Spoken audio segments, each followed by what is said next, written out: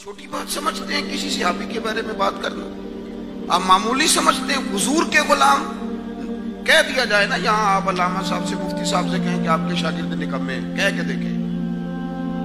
آپ نے تو ان کی ساری تدریس پہ پانی پھیر دیا یہ کہہ کے کہ آپ کے شاگردوں کو کچھ آتا نہیں۔ آپ کہیں کسی پیر صاحب کے کہ آپ کے مرید سارے ہی نکمے ہیں، کسی کو کچھ پتا نہیں، تو آپ نے تو ان کی طریقت دفن کر دی ہے جملے کہہ کے۔ آپ نے یہ کیسے کہہ دیا، کیسے سوچ لیا کہ وہ جو مدینے والے رسول کے غلام تھے، وہ جو حضور سے ڈائریکٹ دین لیتے تھے، وہ جو حضور کے سامنے بیٹھتے تھے، اور سنو میرے غوث پاک رضی اللہ تعالیٰ عنہ کی کوئی گلی سے گزر جائے تو اللہ رحمت کر دیتا ہے۔ غوث پاک کسی گلی سے گزرنے والے پہ کرم ہوتا ہے تو جو محمد عربی کے پاس بیٹھا کرے، جو نبی کریم کی بارگاہ میں حاضر رہے، پتہ نہیں لوگ کدھر۔ اور پھر دین کو مشکوک کرنے کی سازش ہے۔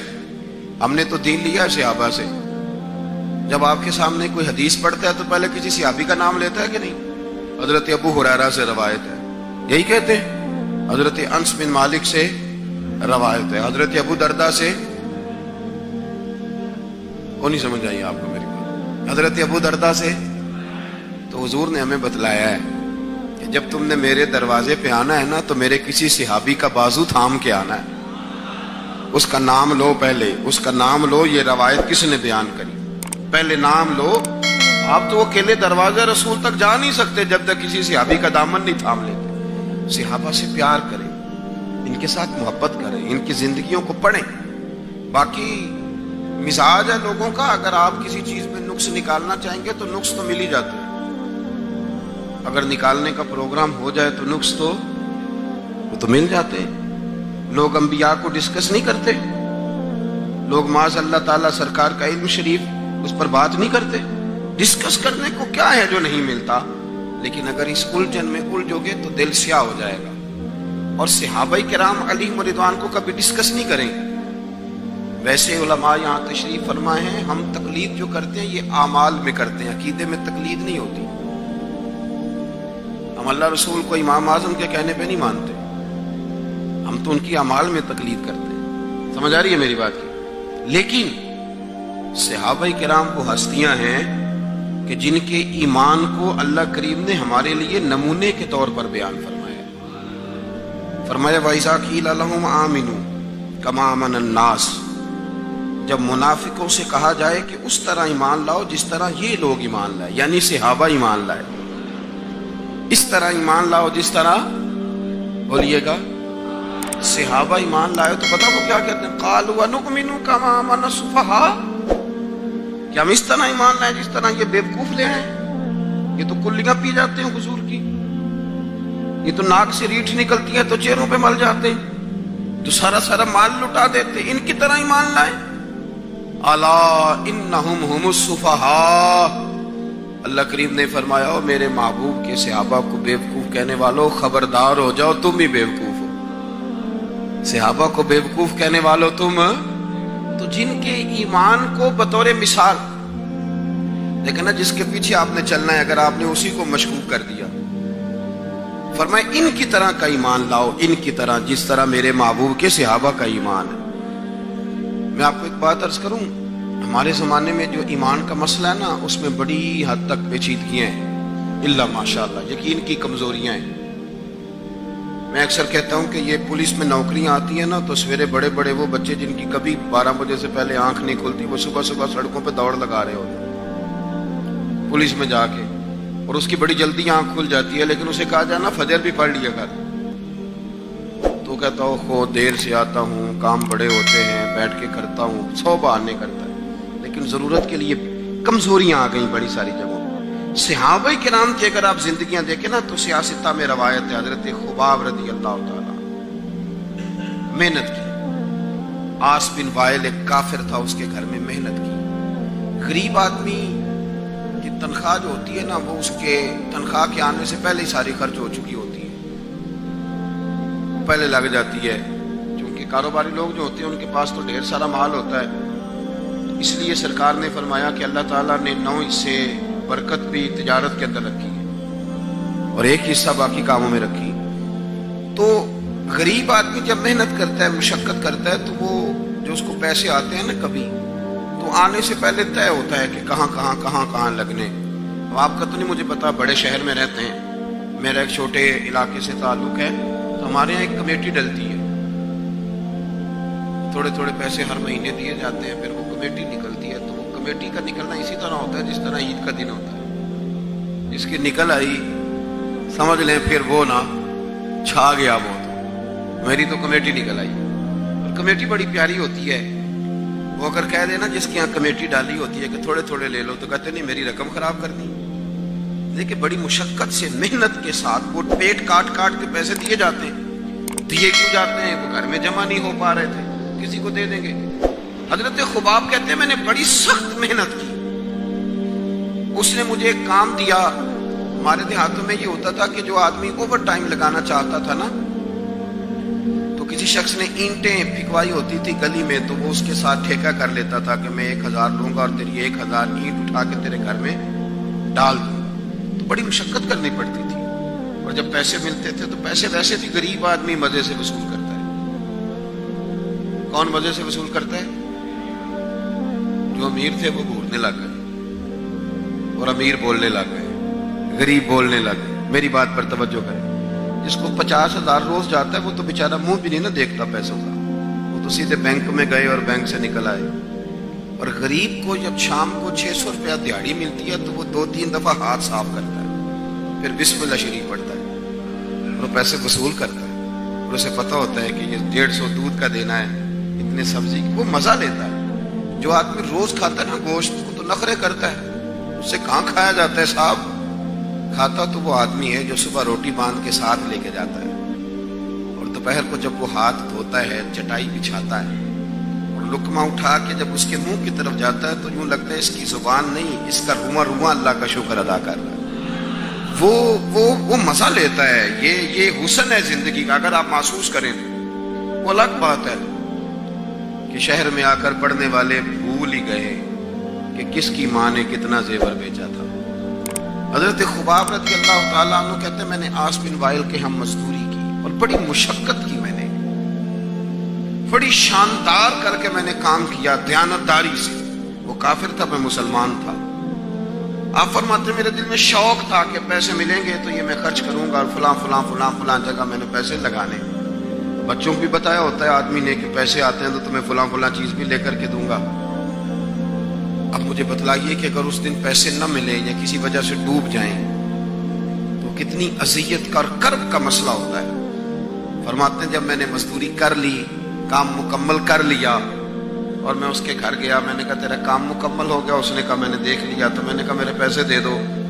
یہ دیکھو یہ وہ ایمان ہے جس کے بارے میں رب نے کہا وَإِذَا قِيلَ لَهُمْ آمِنُوا كَمَا آمَنَ النَّاسُ. اس طرح کا ایمان لاؤ. حضرت خباب کہتے ہیں میں نے کہا پیسے؟ تو کہتے ہیں بڑا آدمی تھا نا، نواب تھا، سیٹھ تھا، چودھری تھا، پاورفل تھا. تو کرسی پر بیٹھ کر ہنسنے لگا. کہنے لگا پیسے تو مل سکتے ہیں پر تھوڑا سا مسئلہ ہے. وہ کیا؟ معاذ اللہ ثم معاذ اللہ نقل کفر نہ باشد. کہنے لگا اگر آپ کلمہ پڑھنا چھوڑ دیں تو پیسے دوں گا، ورنہ یہ پیسے نہیں ملیں گے. ہم یہ کہہ تو دیتے ہیں کہ صحابہ نے سب کچھ لٹایا، لیکن ذرا اپنے پر اور میرے اوپر اس بات کو لاگو کیجیے گا کہ آپ نے محنت کی ہو، کمر دکھتی ہو، ہاتھوں میں چھالے ہوں، اور پھر وہ رقم جس کی بڑی ضرورت ہو وہ روک دی جائے. تو یہ دعوے کرنا، نعرے لگانا کام تو آسان ہے، لیکن اس جگہ اپنے آپ کو کھڑا کریں. وہ رقم تو تب ملے گی، تم تو کلمہ پڑھتے ہو، تمہیں کیسے دے دیں؟ یعنی ان کی مزدوریاں دبا لی جاتی، ان کی تنخواہیں چھپا لی جاتی. کہنے لگا وہ تب دوں گا. آپ یقین کریں بڑے خوبصورت جملے ہیں. حضرت خباب رضی اللہ تعالیٰ عنہ فرمانے لگے اس نے بڑے اعتماد سے بات کی کہ نہیں دوں گا. اس کا خیال تھا کہ یہ لڑکھڑائے گا، یہ پچھتائے گا. کہتے میں نے بھی رومال اٹھایا اور کندھے پہ رکھا. میں نے اسے کہا یار تو نے میرے ایمان کی بڑی تھوڑی قیمت لگائی ہے. میرا یہ خیال ہے کہ میں اتنے سے پیسوں پہ لڑکھڑا جاؤں گا. حضرت خباب فرماتے ہیں مجھے اللہ کی عزت کی قسم وہ میرے سارے پیسے دبا گیا، نہ میرے دل میں ذرا سی رنجش آئی، نہ میرے چہرے پہ ذرا سا بال آیا، پیشانی پہ بال بھی نہیں آیا. اور فرماتے ہیں کہ مجھے نہ مزہ آنے لگا، مجھے لطف آنے لگا. مجھے ذائقہ ملنے لگا. میں نے کہا اوہو, میں تو بچوں کے لیے مزدوری کر رہا تھا, مجھے کیا پتا تھا کہ میری یہ مزدوری بھی مدینے والے کی غلامی میں لکھی جا رہی ہے. تو بچوں کے لیے مزدوری کر رہا تھا, مجھے کیا خبر ہو کہ وہاں لکھی جا رہی ہے. ہر صحابی نبی, ہر صحابی نبی, ہر صحابی نبی. میرے عزیز بات کو سمجھنا, یہ ان لوگوں نے جہاں جا کے نا, میں آپ کو وہ نفسیاتی چیزیں بتانے لگا ہوں جو ذہن پہ اثر کرتی ہیں, جو انسان کو کمزور کر دیتی ہیں. یہاں آ کے کھڑے ہونا اور پھر اپنے آپ کو فرماتے ہیں میرے دل میں تو خیال بھی نہیں آیا. حضرت سعد بن ابی وقاص رضی اللہ تعالیٰ, آپ فرماتے ہیں میری اور میری اماں کا پیار پورے مدینے میں معروف تھا. توجہ ہے میری بات پر. یہاں مجھے بتایا گیا خواتین بھی ہیں, پر چلو جو بات آئی ہو وہ میرا خیال ہے کیا ہی دینی چاہیے کہ رہنے دیں. نہیں, آپ جمہوری ملک ہے تو آپ سارے بول ہی رہنے دیتے ہیں, کوئی اور کر لیتے ہیں. کیا ضرورت ہے, جب آپ کا اتفاق نہیں ہے تو بعد میں میرے لیے آپ مسئلہ کھڑا کر دیں. میں تو آپ کی حمایت لے کے بات کرنا کر دوں. اگر کوئی بیٹا ماں کا پیارا ہو نا, میں ساری ماؤں کی بات نہیں کرتا, لیکن ایک نقص ہے جس کی اصلاح ضروری ہے. اگر کوئی بیٹا اماں کی بات ماننے والا ہو نا, تو پھر اللہ تعالیٰ اماں کو استقامت ہی عطا کرے تو بات بنتی. ورنہ پھر وہ بہو سے کہتی ہے, تمہیں پتہ ہے نا, پھر میں جیسے بیٹے سے کہتی ہوں ویسے ہی کرتا ہے, پھر وہ پورا کراتی ہے جو اس سے. میں نے آپ سے پوچھ کے بات کی ہے, ویسے میں نے آپ سے بات ٹھیک کر رہا ہوں کہ نہیں. اور اگر کسی بیوی کو پتہ چل جائے نا میرا خامد میری بات مانتا ہے, تو پھر وہ بھی اس کو کہتی ہے کہ اب ریموٹ کنٹرول میرے ہاتھ میں ہوگا, اور میں کہوں گی تو آپ اٹھیں گے, میں کہوں گی تو آپ. وہ پھر اماں کو بلیک میل کرتی ہے, کہتی ہے تمہیں پتہ ہے نا وہ سنتے میری ہے, مانتے. یہ لوگ کرتے ہیں. بلکہ میں کہتا ہوں کہ جس سے بھی آپ پیار کرنے لگ جاتے ہیں نا, جس سے بھی آپ پیار کرنے لگ جاتے ہیں, وہ کہیں نہ کہیں آزما ضرور لیتا ہے. وہ ناز اٹھوا لیتا ہے, اسے پتہ ہوتا ہے نا میرے اٹھائے جا رہے ہیں, اٹھوا لیتا ہے. حضرت سعد بن ابی وقاص کہتے ہیں میرا اپنی اماں سے بڑا پیار تھا, اور زمانہ جانتا تھا کہ بڑا پیار ہے. میں نے کلمہ پڑھ لیا, میری اماں نے بھوک ہڑتال کر دی. اس نے کہا کہ جب تک آپ کلمہ نہیں چھوڑیں گے معاذ اللہ میں روٹی نہیں کھاؤں گی. تھوڑی سی آبادی تھی, برادری میں رہتا تھا, بڑا سا گھر تھا, زمانہ جانتا تھا. فرماتے ہیں ہر چوک میں میری باتیں ہونے لگی. تیسرا دن ہو گیا, اماں نے روٹی نہیں کھائی.